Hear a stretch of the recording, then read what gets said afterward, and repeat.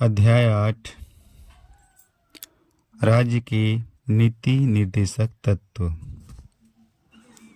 Directive principles of state policy. राज्य नीति के निर्देशक तत्वों का उल्लेख संविधान के भाग 4 के अनुच्छेद 36 से 51 तक में किया गया है। संविधान निर्माताओं ने यह विचार 1937 में निर्मित आयरलैंड के संविधान से लिया। आयरलैंड के संविधान में इसे स्पेन के संविधान से ग्रहण किया गया था। डॉक्टर भीमराव अंबेडकर ने इन तत्वों को विशेषता वाला बतलाया है। मूल अधिकारों के साथ निर्देशक तत्व संविधान की आत्मा एवं दर्शन है। ग्रेनविल ऑस्टिन ने निर्देशक तत्व और अधिकारों को संविधान की मूल आत्मा कहा है। निर्देशक तत्वों की विशेषताएं। राज्य की नीति के निर्देशक तत्व नामक इस उक्ति से यह स्पष्ट होता है कि नीतियों एवं कानूनों को प्रभावी बनाते समय राज्य इन तत्वों को ध्यान में रखेगा। ये संवैधानिक निर्देश या विधायिका, कार्यपालिका और प्रशासनिक मामलों में राज्य के लिए सिफारिशें हैं। अनुच्छेद 36 के अनुसार भाग 4 में राज्य शब्द का वही अर्थ है जो मूल अधिकारों से संबंधित भाग 3 में है। इसलिए यह केंद्र और राज्य सरकारों के विधायिका और कार्यपालिका अंगों, सभी स्थानीय प्राधिकरणों और देश में सभी अन्य लोक प्राधिकरणों को सम्मिलित करता है। दूसरा, निर्देशक तत्व भारत शासन अधिनियम 1935 में उल्लेखित अनुदेशों के समान है। डॉक्टर BR अम्बेडकर के शब्दों में निर्देशक तत्व अनुदेशों के समान है जो भारत शासन अधिनियम 1935 के अंतर्गत ब्रिटिश सरकार द्वारा गवर्नर जनरल और भारत की औपनिवेशिक कॉलोनियों के गवर्नरों को जारी किए जाते थे, जिसे निर्देशक तत्व कहा जाता है।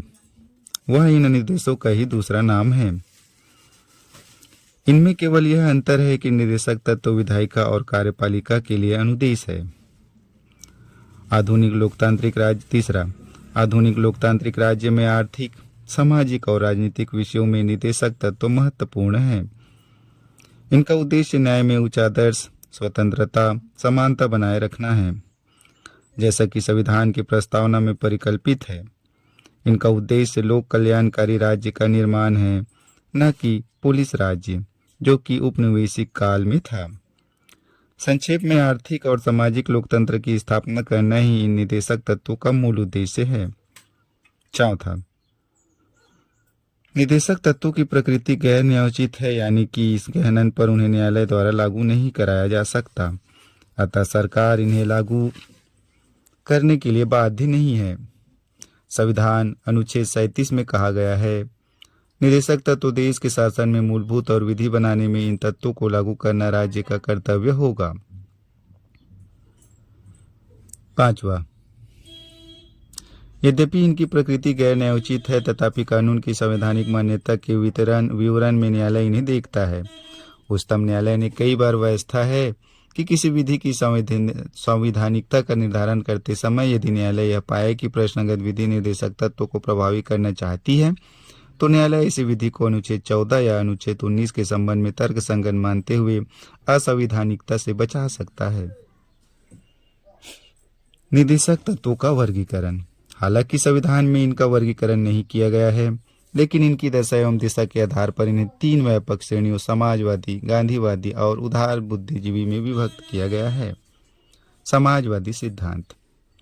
ये सिद्धांत समाजवाद के आलोक में है। ये लोकतांत्रिक समाजवादी राज्य का खाका खींचते हैं, जिनके लक्ष्य सामाजिक एवं आर्थिक न्याय प्रदान करना है। ये लोक कल्याणकारी राज्य की स्थापना का मार्ग प्रशस्त करते हैं। ये राज्य को निर्देश देते हैं कि लोक कल्याण की अभिवृद्धि के लिए सामाजिक, आर्थिक और राजनीतिक न्याय द्वारा सामाजिक व्यवस्था सुनिश्चित करना और आय, प्रतिष्ठा, सुविधाओं और अवसरों की असमानता को समाप्त करना। अनुच्छेद 38। दूसरा, सुरक्षित करना का सभी नागरिकों को जीविका के पर्याप्त साधन करने का अधिकार। खा सामूहिक हित के लिए समुदाय के भौतिक संसाधनों का संवितरण। ग धन और उत्पादन के साधनों का संकेंद्रण रोकना।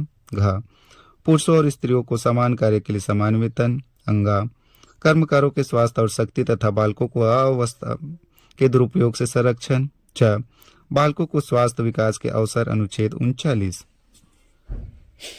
तीसरा समान न्याय एवं गरीबों को निःशुल्क विधिक सहायता उपलब्ध कराना। अनुच्छेद 39 का। चौथा काम पाने के, शिक्षा पाने के और बेकरी, बुढ़ापा, बीमारी और निःशक्तता की दशाओं में लोक सहायता पाने के अधिकार को संरक्षित करता। अनुच्छेद 41। पांचवा काम की न्याय संगत और मनोचित दशाओं का तथा प्रसूति सहायता का उपबंध करना। अनुच्छेद 42। छठा सभी कर्मकारों के लिए निर्वाह मजदूरी, शिष्ट जीवन स्तर तथा सामाजिक और सांस्कृतिक अवसर। अनुच्छेद 43। सातवां उद्योगों के प्रबंध में कर्मकारों के भाग लेने के लिए कदम उठाना। अनुच्छेद 43 का। आठवां पोषाहार स्तर और जीवन स्तर को ऊंचा करना तथा लोक स्वास्थ्य का सुधार करना। अनुच्छेद 47। गांधीवादी सिद्धांत। ये सिद्धांत गांधीवादी विचारधारा पर आधारित है। ये राष्ट्रीय आंदोलन के दौरान गांधी द्वारा पुनर्स्थापित योजनाओं का प्रतिनिधित्व करते हैं। गांधी जी के सपनों को साकार करने के लिए उनके कुछ विचारों को निर्देशक तत्वों में शामिल किया गया है। ये राज्य से अपेक्षा करते हैं। पहला ग्राम पंचायतों गठन और उन्हें आवश्यक शक्तियां प्रदान कर स्व सरकार की इकाई के रूप में कार्य करने की शक्ति प्रदान करना। अनुच्छेद 40। दूसरा ग्रामीण क्षेत्रों में कुटीर उद्योगों, व्यक्तिगत या सहकारी के आधार पर कुटीर उद्योगों को प्रोत्साहन। अनुच्छेद 43। तीसरा सहकारी समितियों के स्वैच्छिक गठन, स्वायत्त संचालन, लोकतांत्रिक नियंत्रण तथा व्यावसायिक प्रबंधन को बढ़ावा देना। अनुच्छेद 43 बाब। चौथा अनुसूचित जाति एवं जनजाति और समाज के कमजोर वर्गों के शैक्षणिक एवं आर्थिक हितों को प्रोत्साहन और सामाजिक अन्याय एवं शोषण से सुरक्षा। अनुच्छेद 46। पांचवा स्वास्थ्य के लिए नुकसानदायक नशीली दवाओं, मद या ड्रग के औषधि प्रयोजनों से भिन्न उपभोग पर प्रतिबंध। अनुच्छेद 47। छठा गाय, बछड़ा व अन्य दुधारू पशुओं की बलि पर रोक और उनकी नस्लों में सुधार को प्रोत्साहन। अनुच्छेद 48। उदार बौद्धिक सिद्धांत। इस श्रेणी में उन सिद्धांतों को शामिल किया है जो उदारवादिता की विचारधारा से संबंधित है। ये राज्य को निर्देश देते हैं।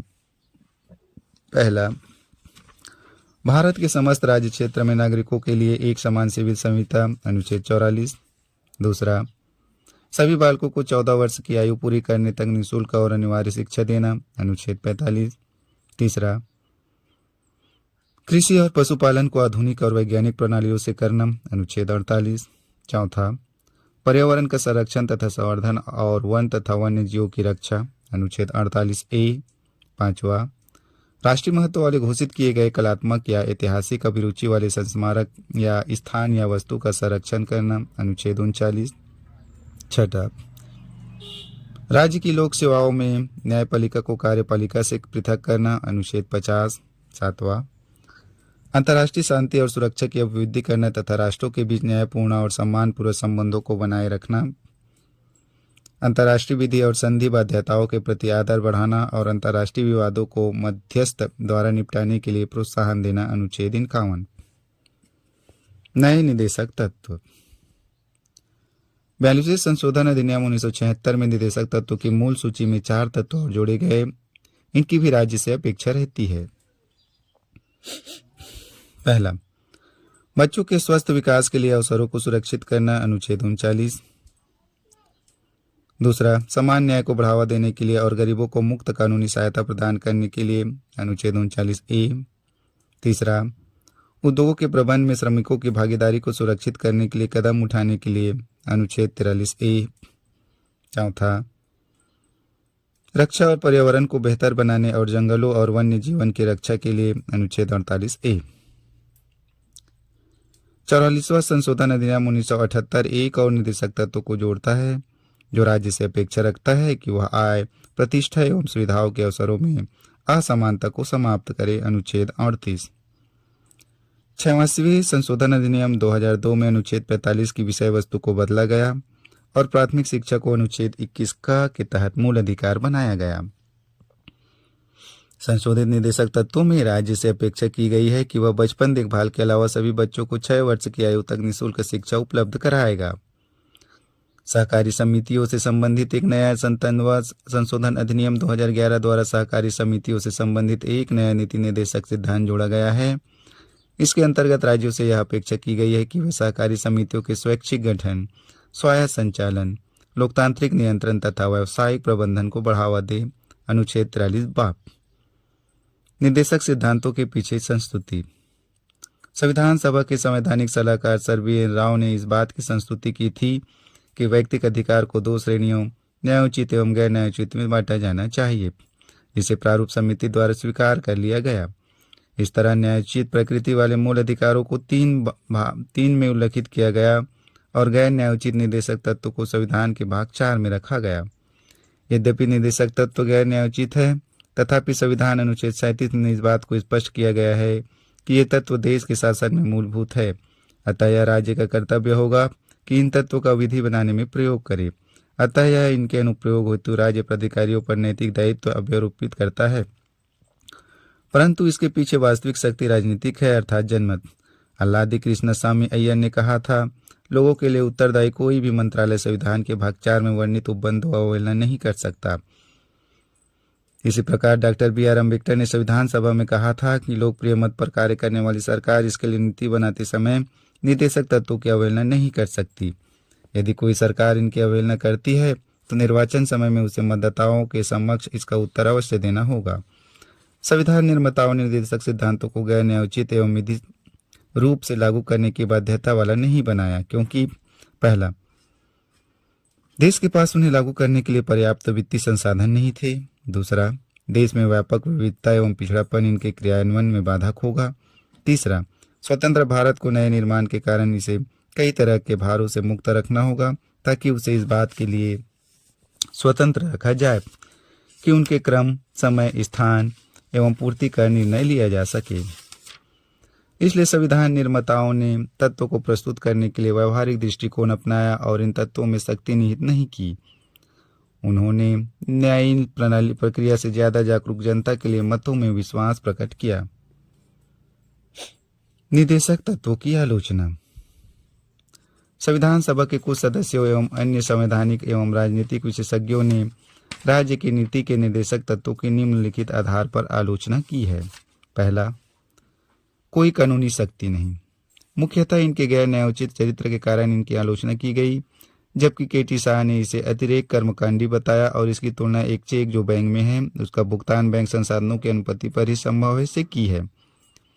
नसरुद्दीन ने इनके लिए कहा, यह सिद्धांत 9 वर्ष प्रस्तावों की तरह है जो जनवरी को टूट जाते हैं।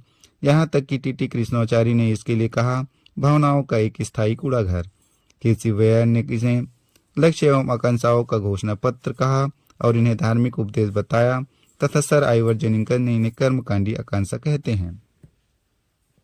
दूसरा, तर्कहीन व्यवस्था। आलोचकों ने मत दिया कि इन निर्देशकों को तार्किक रूप से निरंतरता के आधार पर व्यवस्थित नहीं किया गया है। एन श्रीनिवास के अनुसार इन्हें न तो उचित तरीके से वर्गीकृत किया गया है और न ही तर्कसंगत तरीके से व्यवस्थित किया गया है। इनकी घोषणा कम महत्व के मुद्दों को अति आवश्यक आर्थिक एवं सामाजिक मुद्दों से मिलती है। यह एक ही तरीके से आधुनिक एवं पुरातन को जोड़ती है। इस व्यवस्था के लिए वैज्ञानिक आधार सुझाया जाता है, जबकि ये भावनाओं एवं बिना पर्याप्त जानकारी के आधार पर आधारित है। सर आइवर जेनिंगटन ने इस ओर संकेत दिए हैं कि इन तत्वों का कोई नियमित प्रतिमान दर्शन नहीं है। तीसरा, रूढ़िवादी। सर आइवर जेनिंगटन के अनुसार ये निर्देशक तत्व 19वीं सदी के इंग्लैंड के राजनीतिक दर्शन पर आधारित है। उन्होंने टिप्पणी की कि सिडनी वेब और ब्रिटिश वेब के भूत इस पाठ के पृष्ठों में प्रवेश कर गए हैं। संविधान के भाग 4 में व्याख्यायित किया गया है कि समाजवाद के बिना फेबियन समाजवाद। उन्होंने मत दिया कि ये तत्व भारत में 20वीं सदी के मध्य में ज्यादा उपयोगी सिद्ध होंगे। इस प्रश्न का कि क्या वे 21वीं सदी में उपयोगी नहीं होंगे का जवाब नहीं दिया गया, लेकिन यह तय है कि ये अप्रचलित होंगे। चौथा, संवैधानिक टकराव।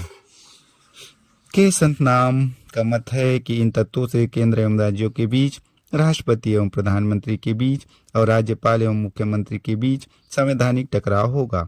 इनके अनुसार केंद्र इन तत्वों को लागू करने के लिए राज्यों को निर्देश दे सकता है और इनके लागू न होने पर वह राज्य सरकार को बर्खास्त कर सकता है। इसी प्रकार जब प्रधानमंत्री को संसद द्वारा यथापारित विधेयक जो निर्देशक तत्वों का उल्लंघन करता हो प्राप्त हो तो राष्ट्रपति विधेयक को इस आधार पर अस्वीकृत कर सकता है कि ये तत्व राष्ट्र के शासन के लिए मूलभूत है और इसलिए मंत्रालय को इन्हें नकारने का कोई अधिकार नहीं। इसी तरह का संवैधानिक टकराव राज्य स्तर पर राज्यपाल और मुख्यमंत्री के बीच उत्पन्न हो सकता है।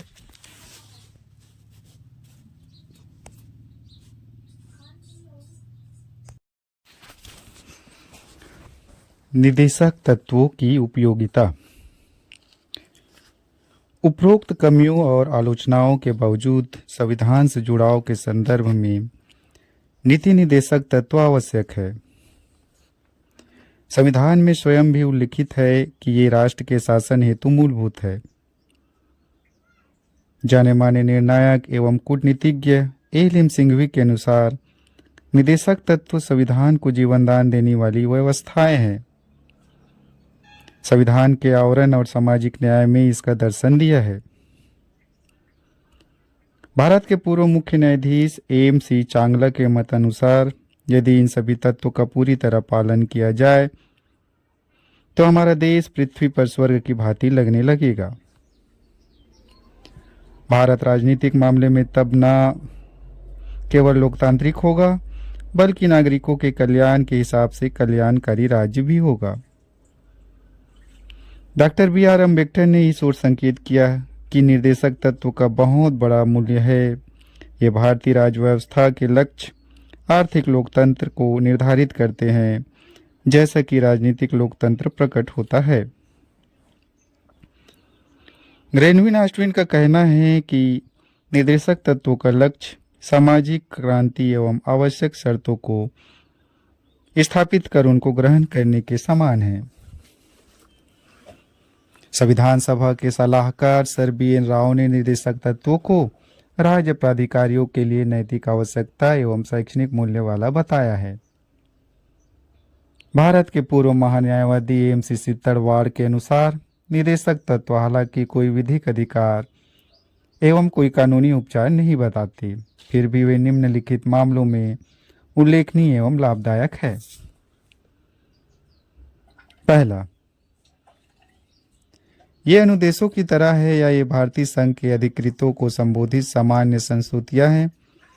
ये उन्हें उन सामाजिक एवं आर्थिक मूल सिद्धांतों की याद दिलाते हैं जो संविधान के लक्ष्यों की प्राप्ति से जुड़े हैं। दूसरा, ये न्यायालयों के लिए उपयोगी मार्गदर्शक है। ये न्यायालयों को न्यायिक समीक्षा की शक्ति के प्रयोग में सहायता करते हैं जो कि विधि की संवैधानिक वैधता के निर्धारण वाली शक्ति होती है। तीसरा, ये सभी राज्य क्रियाओं की विधायिका या कार्यपालिका के लिए प्रभुत्व पृष्ठभूमि का निर्माण करते हैं और न्यायालय को कुछ मामलों में दिशा निर्देशित भी करते हैं। चौथा, ये प्रस्तावना को विस्तृत रूप देते हैं जिनसे भारत के नागरिकों को न्याय, स्वतंत्रता, समानता एवं बंधुत्व के प्रति बल मिलता है।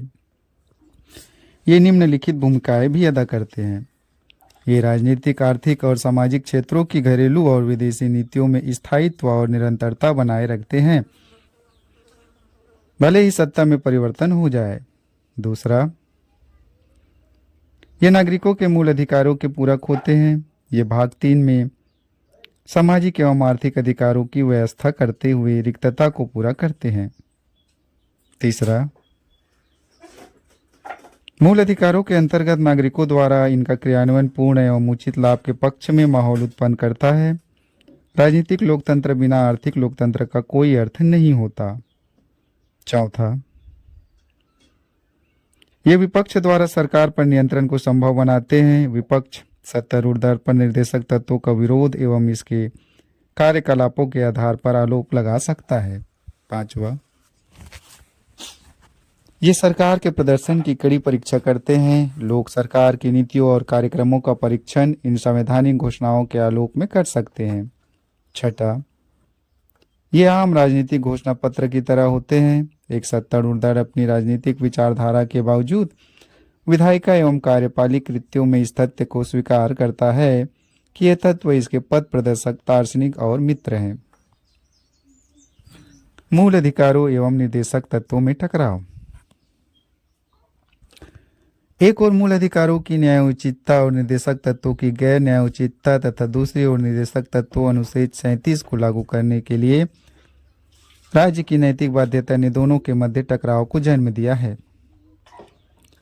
यह स्थिति संविधान लागू होने के समय से ही है।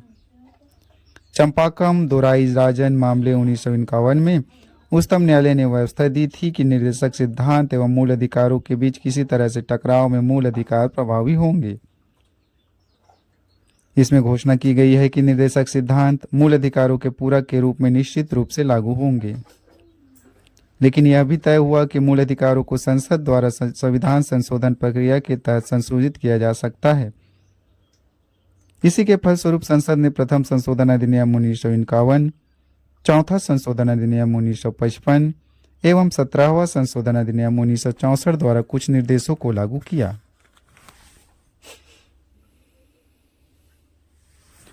उपरोक्त परिस्थिति में 1967 में उच्चतम न्यायालय के फैसले में गोलकनाथ मामले से एक व्यापक परिवर्तन हुआ। इस मामले में उच्चतम न्यायालय ने व्यवस्था दी कि संसद किसी मूल अधिकार जो अपनी प्रकृति में उल्लंघनीय है को समाप्त नहीं कर सकती। दूसरे शब्दों में, निर्देशक तत्वों को लागू करने के लिए मूल अधिकारों में संशोधन नहीं किया जा सकता।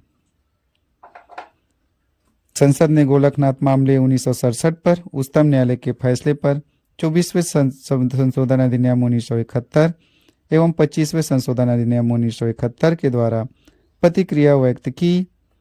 24वें संशोधन अधिनियम में घोषणा की गई कि संसद को यह अधिकार है कि वह संवैधानिक संशोधन अधिनियम के तहत मूल अधिकारों को समाप्त करे या कम कर दे।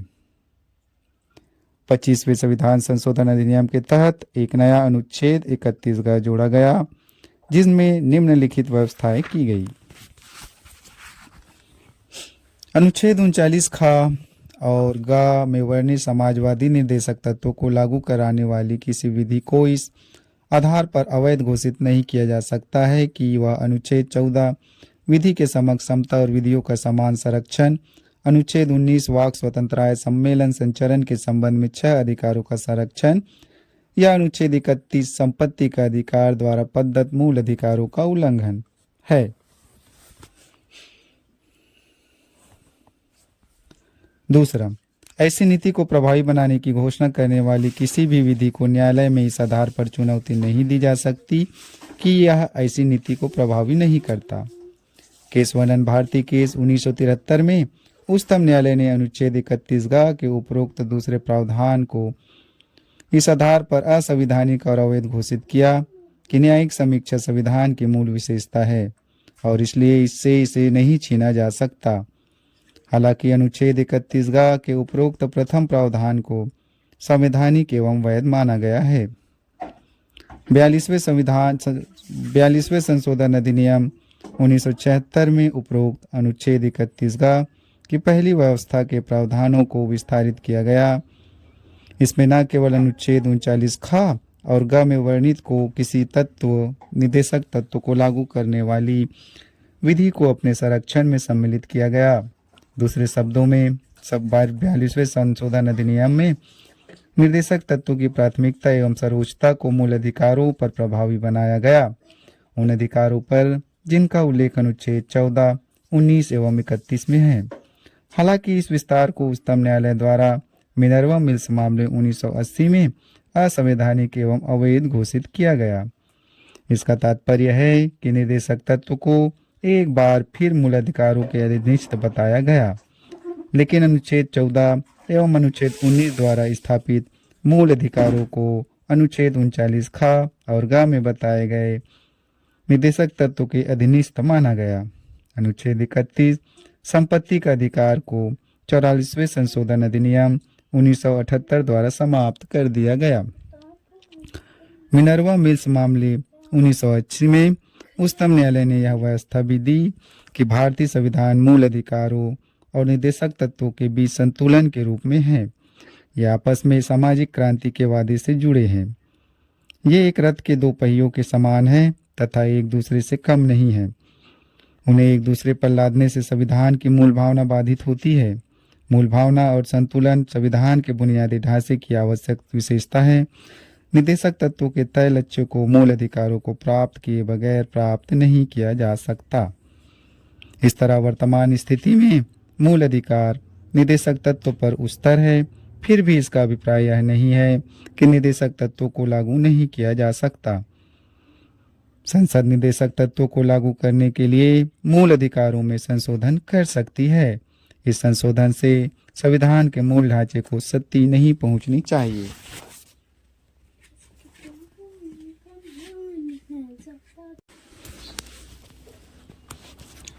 निर्देशक तत्वों का क्रियान्वयन 1950 से केंद्र में अनुवर्ती सरकारों एवं राज्य के निर्देशक तत्वों को लागू करने के लिए अनेक कार्यक्रम एवं विधियों को बनाया गया। इनका उल्लेख निम्नलिखित है। पहला, 1950 में योजना आयोग की स्थापना की गई ताकि देश का विकास नियोजित तरीके से हो सके। अनुवर्ती पंचवर्षीय योजनाओं का उद्देश्य सामाजिक आर्थिक न्याय प्राप्ति तथा आय, प्रतिष्ठा और अवसर की असमानताओं को कम करना है। 2015 में योजना आयोग के स्थान पर एक निकाय NITI Aayog national institution for transforming India की स्थापना की गई। दूसरा, लगभग सभी राज्यों में भू सुधार कानून पारित किए गए हैं ताकि ग्रामीण स्तर पर कृषि समुदाय स्थिति में सुधार हो सके। इन उपायों में शामिल है अब बिचौलियों जैसे जमींदार, जागीरदार, इनामदार आदि को समाप्त किया गया। ब, किराएदारी सुधार जैसे किराएदार की सुरक्षा, उचित किराया आदि। स, भूमि सीमांकन व्यवस्था। द, अतिरिक्त भूमि का भूमिहीनों में वितरण। ई, सहकारी कृषि। तीसरा,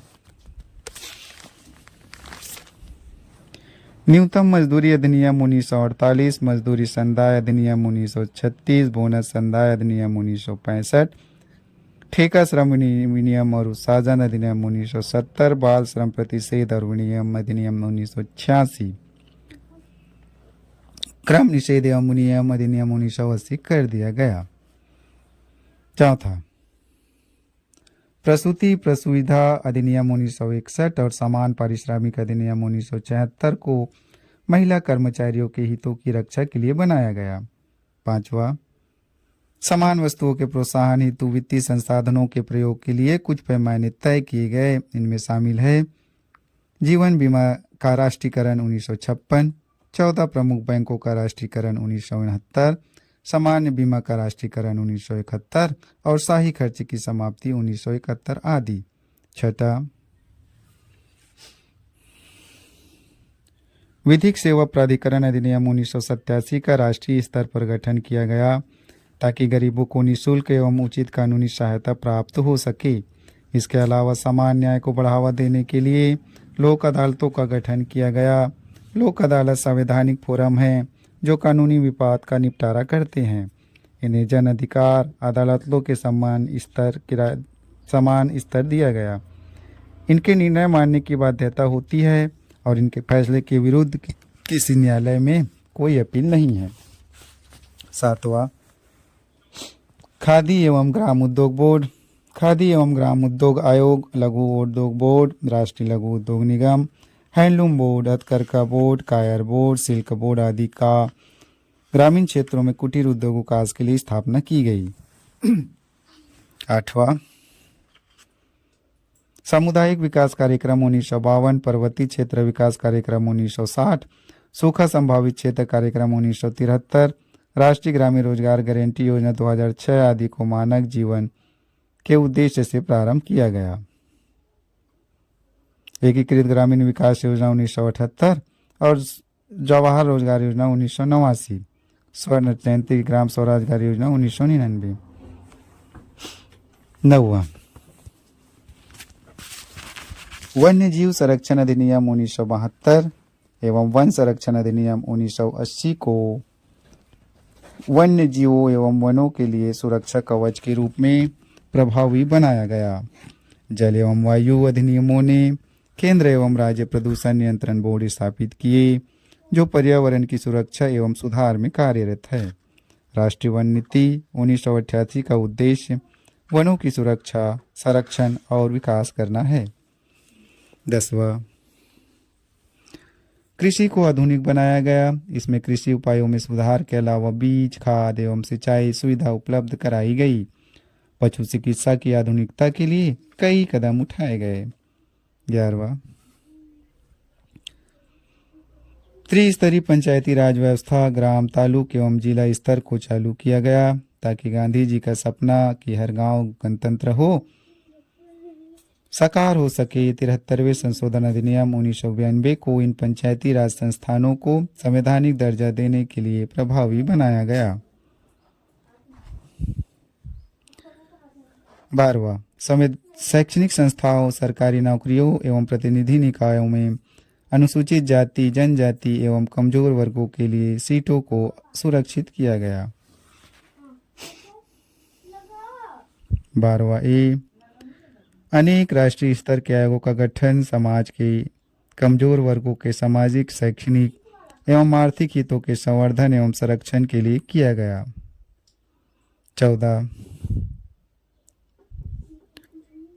13 आपराधिक प्रक्रिया संहिता 1973 राज्य की लोक सेवा में कार्यकारिणी को विधिक सेवा में विभक्त करती है।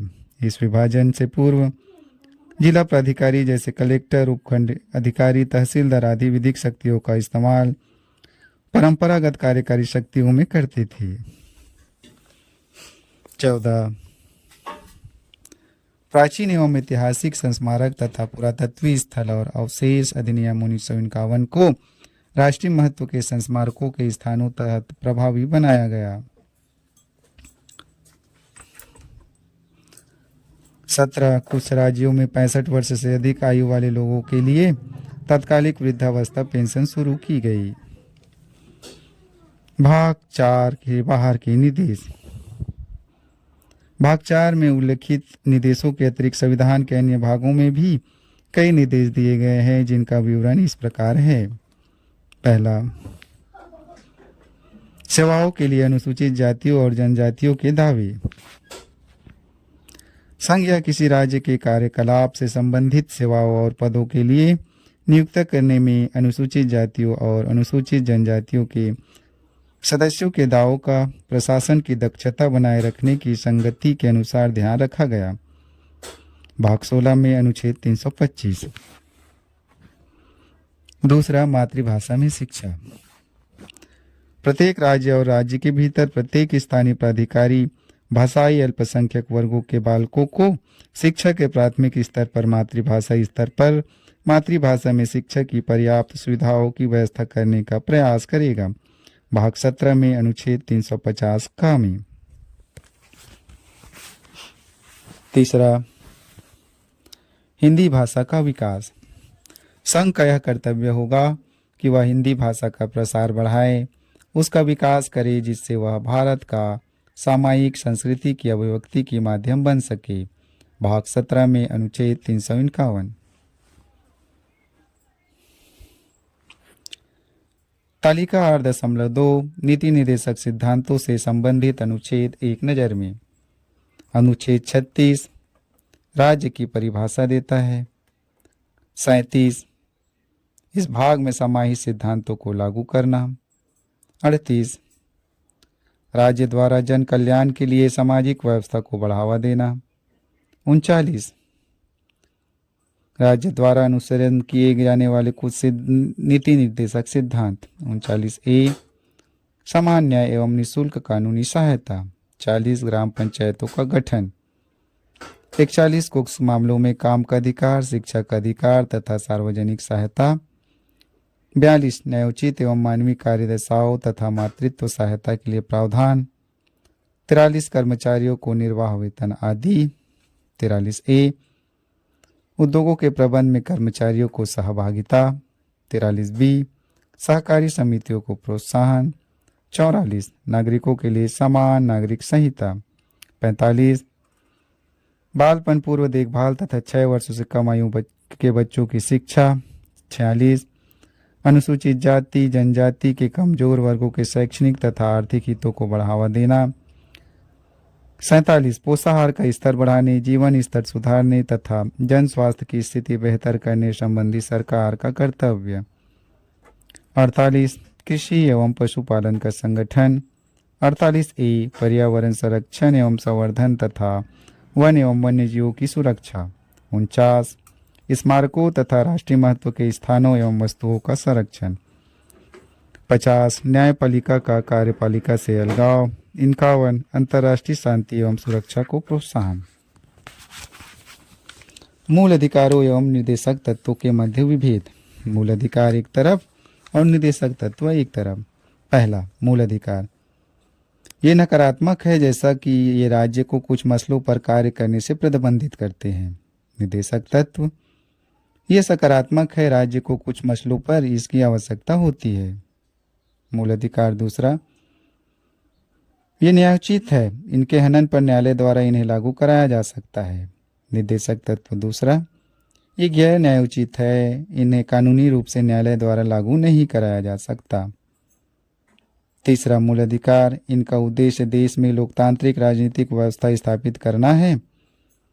तीसरा, निर्देशक तत्व इनका उद्देश्य देश में सामाजिक एवं आर्थिक लोकतंत्र की स्थापना करना है।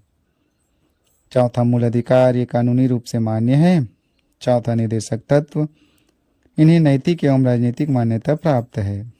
पांचवा, ये व्यक्तिगत कल्याण को प्रोत्साहन देते हैं, इस प्रकार ये वैयक्तिक है। निर्देशक तत्व ये समुदाय के कल्याण को प्रोत्साहित करते हैं, इस तरह ये समाजवादी है। मूल अधिकार छठा, इनको लागू करने के लिए विधान की आवश्यकता नहीं, ये स्वतः लागू है। निर्देशक तत्व इन्हें लागू रखने विधान की आवश्यकता होती है, ये स्वतः लागू नहीं होते। सातवां, मूल अधिकार न्यायालय इस बात के लिए बाध्य है कि किसी भी मूल अधिकार के हनन की विधि को गैर संवैधानिक एवं अवैध घोषित करे। सातवां, निर्देशक तत्वों का उल्लंघन करने वाली किसी विधि को न्यायालय असंवैधानिक और अवैध घोषित नहीं कर सकता। यद्यपि विधि की वैधता को इस आधार पर सही ठहराया जा सकता है कि उन्हें निर्देशक तत्वों को प्रभावी करने के लिए लागू किया गया था।